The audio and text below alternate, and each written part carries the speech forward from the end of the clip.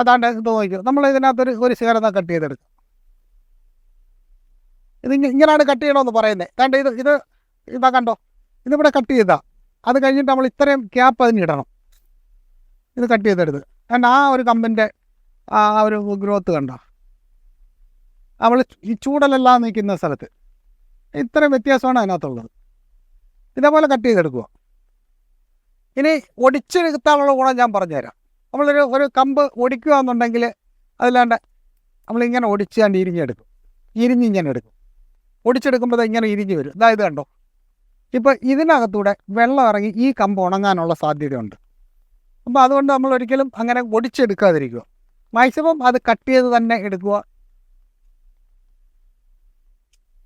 അപ്പോൾ അത് കൃത്യമായതായി അതിനകത്ത് വെള്ളം ഇറങ്ങത്തില്ല. കട്ട് ചെയ്യുന്ന ഒരു സ്റ്റമ്പ് ഞാൻ അതാ കാണിച്ചത്. ഇതാ കട്ട് ചെയ്യുന്നത് ഒരു ചെടി വളർന്ന് ചെയ്ത് കഴിഞ്ഞാൽ അതിൻ്റെ ഇതിപ്പോൾ കട്ട് ചെയ്യാനുള്ള ഭാഗം ഇത് നമ്മൾ കഴിഞ്ഞ പ്രാവശ്യം കട്ട് ചെയ്തതാണ്. അതിൽ നിന്ന് കണ്ണെടുത്ത് വന്നതാണ് ഇത് ഇത്രയും. ഇപ്പോൾ ഇതിൽ നിന്ന് തണ്ട ഒരു അര അടി ക്യാപ്പ് ഇവിടെ വിടണം, കുറച്ച് ഇങ്ങോട്ട് വിടണം. ഇപ്പോൾ ഇവിടെ വരുമ്പോൾ ഒരു 3 നമുക്ക് ഇനി അടുത്ത് ഇതിനകത്തൊരു 3 ശിഖരം ഉണ്ടാവും. 3 4 ഒക്കെ ശിഖരം വരും. ഇതാണ്ട് ഇതേപോലെ ഇത് പൊട്ടിയാട്ട് ഓരോ പ്രാവശ്യം പൊട്ടിച്ച ശിഖരങ്ങളാണ്. ഇതേപോലെ നമ്മൾ വെട്ടുന്നതനുസരിച്ച് വളർന്നു വന്നുകൊണ്ടിരിക്കും.